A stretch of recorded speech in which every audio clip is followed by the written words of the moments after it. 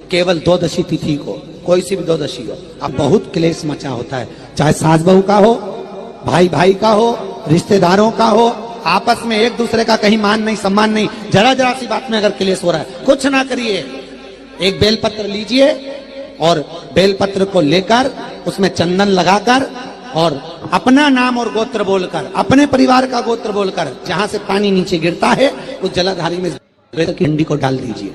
केवल द्वादशी तिथि को, कोई सी भी द्वादशी हो, अपने आप घर में शांति हो जाती, कुछ कहने की जरूरत नहीं पड़ेगी, ना बहू से ना सास से, बहुत प्रेम।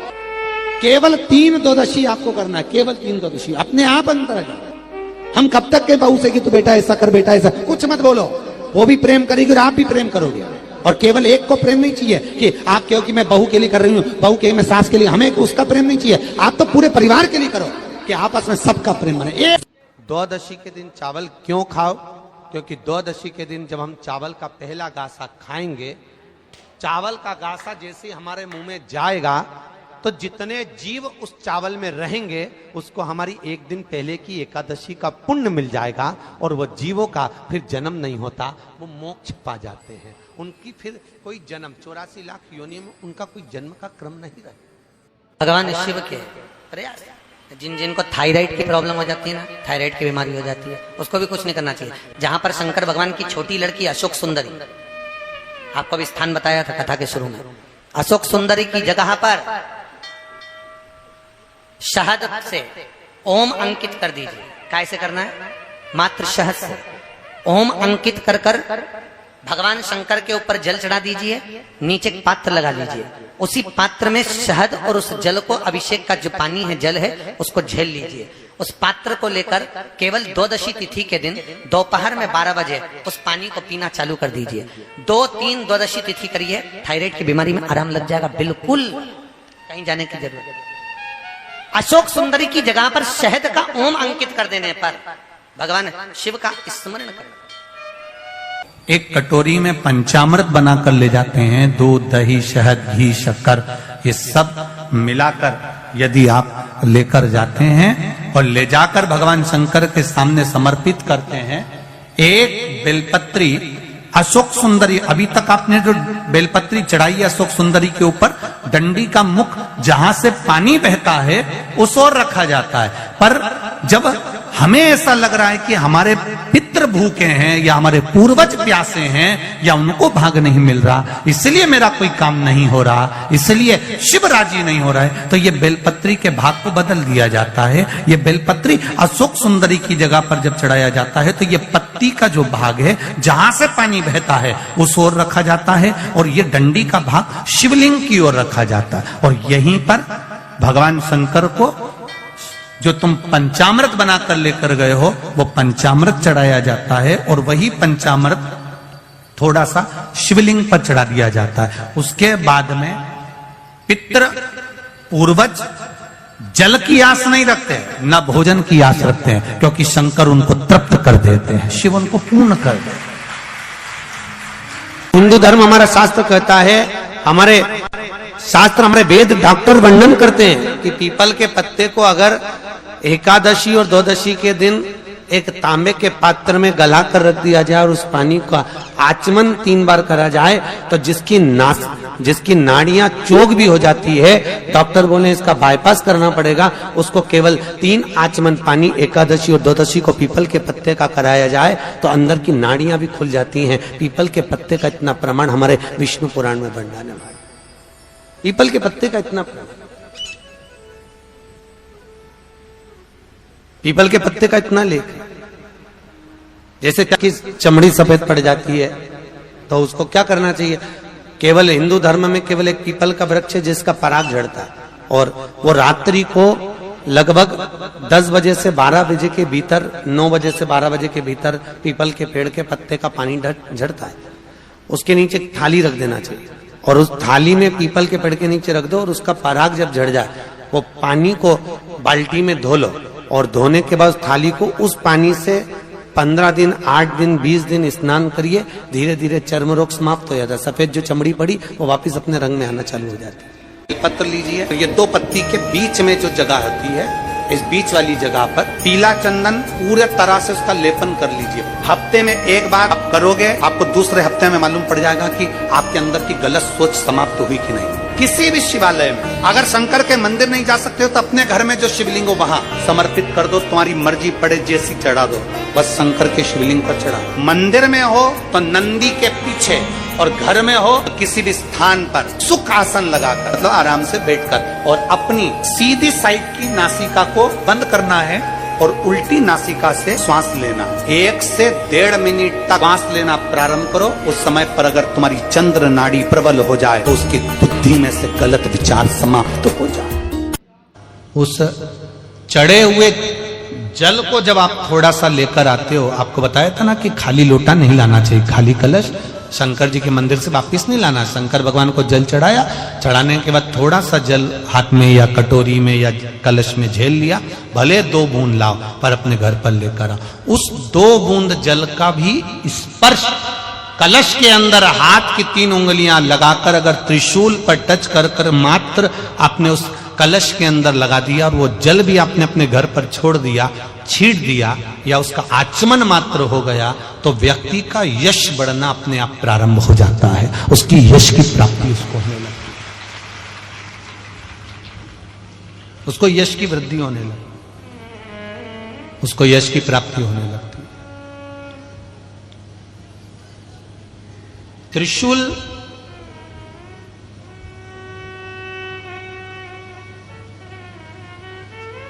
का दान, त्रिशूल का स्पर्श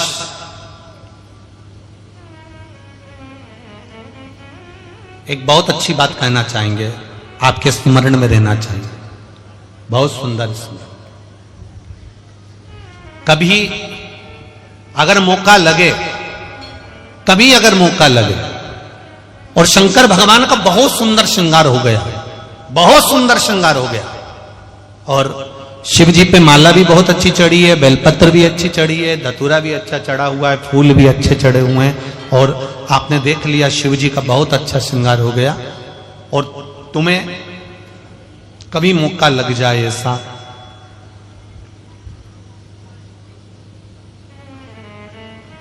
और तुम्हारे पास में एक अच्छी सुंदर सी माला हो पुष्प की, तो आप पुजारी जी को या पंडित जी को कह दो, या पंडित जी मान नहीं हो, शिव जी का अच्छा श्रृंगार हो गया हो, तो वो माला केवल त्रिशूल की, जो त्रिशूल है उस त्रिशूल पर ही उस माला को अगर आपने केवल टांगी दिया तो भी आप उन्नति की सीढ़ी पर आगे बढ़ना प्रारंभ कर देते। पर किस समय पर? जब भगवान का पूर्ण श्रृंगार हुआ, पूर्ण श्रृंगार शिव जी का हो गया और माला तुम्हारे हाथ में है, और तुमने देखा भगवान का श्रृंगार हो गया। अब शिव जी पे अगर माला चढ़ाऊंगा और श्रृंगार गिर जाएगा तो उस माला को आप अपने यश प्राप्ति के लिए, अपने आनंद के लिए, अपनी उन्नति के लिए आप उसको त्रिशूल पर चढ़ा सकते। कभी दुख की घड़ी चल रही है, कभी समस्या चल रही है, तकलीफ चल रही है, रोग चल रहा है, बीमारी चल रही है, कष्ट बहुत है, तो उसके दरवाजे पर जाकर इस माथे को थोड़ा सा झुका लो। कभी कभी अगर तुमको लगे कि मेरे जीवन में बहुत बीमारियों ने मुझे घेर रखा है, तो प्रयास करा करो कि बेलपत्र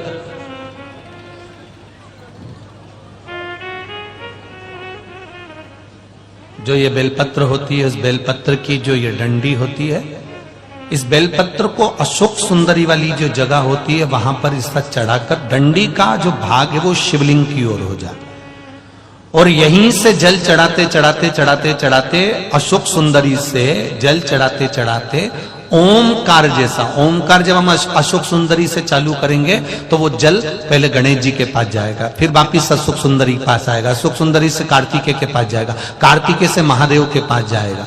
ऐसा ओमकार जैसा जल, जब तुम्हें लगे कि बीमारी बहुत घेर रखी है, और बहुत बीमारी ने घेर लिया, कोई किडनी, कोई लीवर, कोई बहुत शरीर में कष्ट, कोई रोग बीमारी, या कहीं तुमको ऐसा लग रहा है कि मेरा गर्भ 20 साल हो गए, 22 साल हो गए, संतान नहीं, तब भी इस प्रयोग को जरूर करिएगा।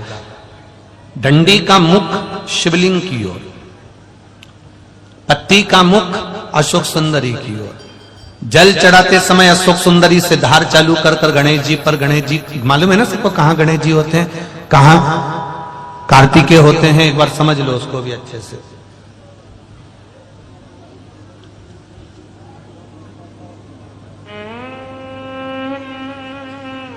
ये नीचे का गोल भाग, ये जल जाने का स्थान, ये शिवलिंग। बीच में जो मोटी सी लाइन होती है वो अशोक सुंदरी का स्थान है। शंकर जी के राइट में जहां से पानी नीचे गिरता है उसके कोने पर गणेश जी का स्थान, इधर कार्तिकेय का स्थान। ये शिवलिंग, ये जो गोल भाग है ये माता पार्वती जी का हस्त कमल है। ऊपर से जो बूंद बूंद जल कलश में से गिरता है वो शंकर भगवान की 5 लड़कियां, जया, विषहरा, शामरीवारी, दौतली और देव, ये शिव जी की 5 लड़कियां ऊपर से जल की बूंद गिराती हैं। हम जब भी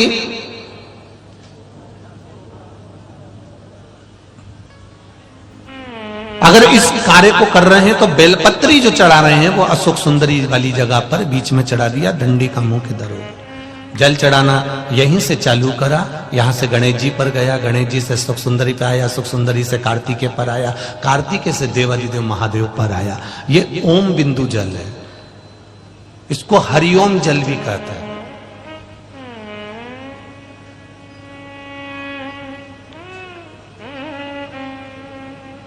उज्जैन महाकाल में भगवान शंकर को सवेरे सवेरे सबसे पहला जो जल चढ़ता है वो हरिओम जल चढ़ता है।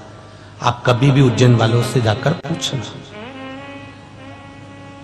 भस्म रमैया मंडल से पूछना या उज्जैन के किसी एक व्यक्ति से पूछना या वहां के पंडा जी से पूछना कि हरिओम जल कब चढ़ता है, तो वो कहेंगे सबसे पहला जल सुबह का हरिओम जल चढ़ता है। इसको हरिओम जल भी कहते हैं। ये रोग निवारण के लिए, जीवन की एक आनंदता को प्रकट करने वाला सुयशा भगवान देवादिदेव महादेव की भक्ति में लगती है और नंदीश्वर को भगवान शंकर के शिवालय में, शंकर भगवान के मंदिर में स्थापित करवा देती है। वो धर्मपत्नी सुयशा, धर्मपत्नी सुयशा। आप में से कितने लोग हैं जो घर में से जल लेकर जाते हैं शंकर भगवान को चढ़ाने? सभी लोग ले जाते हो। जब घर के मटके में से, परिंडे में से, बाल्टी में से, टंकी में से, घर के हंडे में से जब एक लोटा जल लेकर जाते हो ना, उस समय पर आपके मन में ये भाव प्रकट होना चाहिए कि हमारे घर में हम देवादिदेव महादेव को जल चढ़ाने के लिए जा रहे हैं। हे शिव शंकर, अगर घर में पितृदोष है, कालसर्प दोष है, वास्तु दोष है, या मेरे घर के अंदर कोई भी दोष है, एक लोटा जल जब मैं आप पर समर्पित करूं तो मेरे देवादिदेव महादेव हमारे घर के सारे रोग, दोष, बीमारी, कष्ट को दूर कर देना और तेरे चरणारविंद का जल देकर हमारे घर को पवित्र कर दे। तेरे चरणों का जल हमको प्राप्त हो जाए जिससे हमारा जीवन सार्थक हो जाए। घर से जल लेकर जाओ तो ये कहकर जाओ कि हमारे कुछ दोष होंगे पूर्व के, कुछ पाप कर्म होंगे पूर्व के, वो तेरे दरवाजे पर जल चढ़ाने से मिट जाएंगे। जब वहां से आओ तो थोड़ा सा जल लाते हो साथ में, थोड़ा सा जल कलश में 2 बूंद 4 बूंद जो भी तुम लेकर आते हो वो लाकर घर में छींटते हुए प्रवेश करो। क्यों? क्योंकि हमारे घर का कोई दोष होगा, बाबा को जल चढ़ाने से वो मिट जाएगा और बाबा के चरणारविंद का जल लाकर घर में छींटने से लक्ष्मी और वैभव बढ़ जाएगा। ये उसकी कृपा से है, ये उसकी दया से है, ये उसकी करुणा से है। महाराज, श्रावण का महीना चल रहा है। सावन के महीने में कार्तिकेय महाराज की धर्म पत्नी देवसेना और वल्ली देवी। कौन कौन है? जम के बोलो जरा। देवसेना और वल्ली।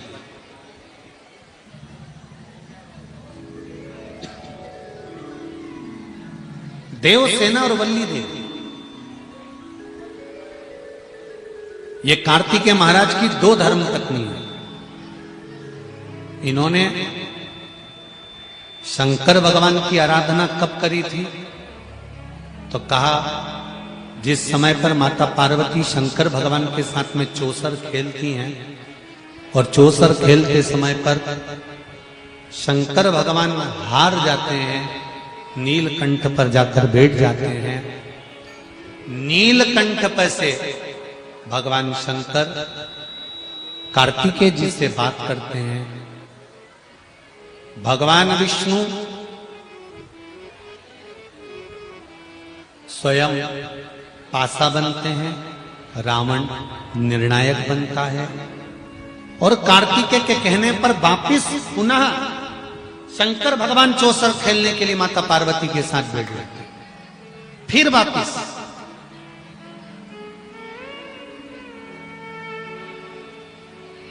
और शंकर भगवान जब माता पार्वती के साथ चौसर खेलने वापिस बैठते हैं, पुनः विराजमान जब हो जाते हैं, फिर बैठ जाते हैं। तब पार्वती मैया जब हारती हैं तो पार्वती जी के मन को यह लगता है कि हारने का कारण क्या है।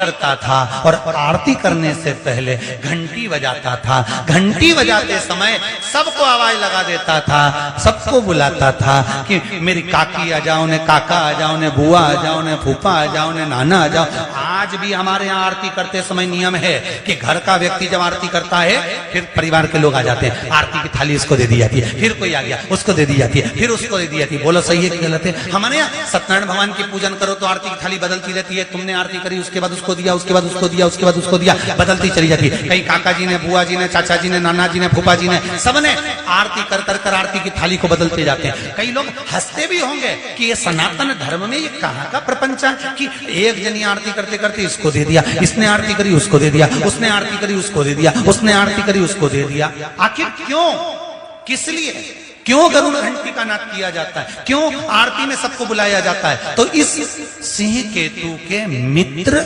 चंड भील ने रोज का नियम था कि भगवान की आरती करते समय सबको बुलाता था। तो इसने सबको बुलाना चालू करा। सबको बुलाते बुलाते इसका नियम था, आखिरी में पत्नी को आवाज लगाता था कि सुनो आरती प्रारंभ हो रही है, आ जाओ, जल्दी आओ।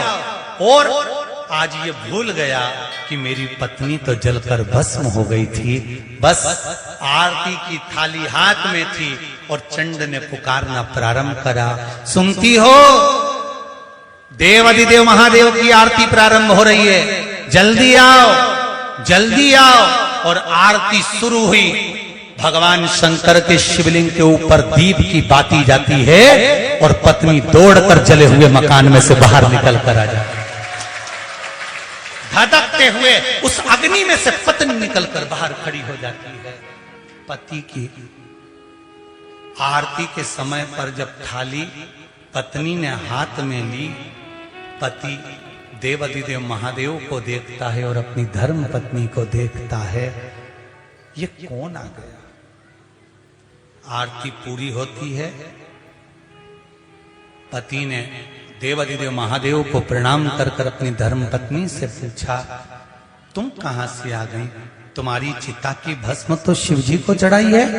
पत्नी कहती है, मैंने जब मकान में आग लगाया, आग लगाकर जैसे ही पहला चरण मैंने अंदर रखा, रखते से ही एक बूढ़ा सा बाबा और एक बुढ़िया सी माँ अपनी गोदी में अपने पल्लू से मुझे ढककर अंदर सुला ली और मेरी नींद लग गई थी। मुझे नहीं मालूम कि क्या हुआ।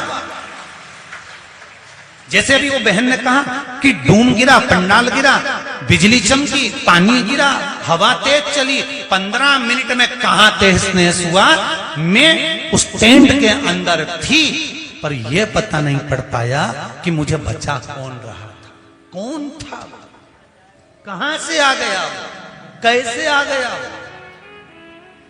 ये बेटी वेंटिलेटर पर पड़ी थी, कहां से शिव आ गया, कहां से बचा लिया। वो गाय लकवा लग गया था, नीचे गिर गई थी, सारे डॉक्टरों ने कह दिया नहीं उठेगी, पर बाबा का नाम लेकर उठी तो सरीना। तो कहां से शिव आता है, कैसे शिव आता है, कहां पहुंच जाता है, ये मालूम तो पड़े। पत्नी से पूछा तू कैसे आ गई, कहा अंदर अग्नि में कोई बूढ़ा और बुढ़ी बैठे हुए थे और मुझे बचा लिया। और कहते हैं जा आरती चालू हो गई, उठो आरती हो रही है, जाओ। मेरे घर के बेटा और बेटी से निवेदन है, मेरे घर के बुजुर्गों से निवेदन है, मेरे घर की बहुओं से, घर के युवान बेटा बेटियों से निवेदन है, जिस समय तुम्हारे घर में आरती की आवाज आए, तुम नहाए कि ना नहाए, तुमने स्नान करा कि नहीं करा, उस आरती के समय पर उस दिए की एक झलक पाने के लिए मां के सामने, उस भगवान के सामने जाकर खड़े हो जाना। दुनिया का आधा दुख तो समाप्त हो जाएगा, आधा दुख समाप्त हो जाएगा। आज मंदिरों में मशीनों से आरती करी जा रही है, नगाड़े मशीनों से बज रहे हैं, घंटियां मशीनों से बज रही है। जरा उस आरती के महत्व को तो समझो कि पहले गांव में जब आरती होती थी, पूरे गांव के घर से एक एक व्यक्ति उस आरती में पहुंचते थे। सब नहीं जा पाते थे तो एक घर का व्यक्ति पहुंचता था। क्यों पहुंचता था कि जब वो आरती में से आता था तो आरती की बलैया लेकर जब वो घर में पहुंचता था, उसके आरती की बलैया लेते समय हाथ में जो आंच लग जाती थी, कपूर की लो लग जाती थी, वो घर के जिस अंग पर, घर में जहां जहां वो हाथ लगता था, उस घर से हला बला सब चली जाती थी। क्यों कहते हैं कि आरती में जाओ, क्यों कहते हैं कि घर में आरती हो तो मंदिर नहीं जा सकते, तो घर की आरती को अपनी खिड़की में से झांक कर तो देख सकते हो।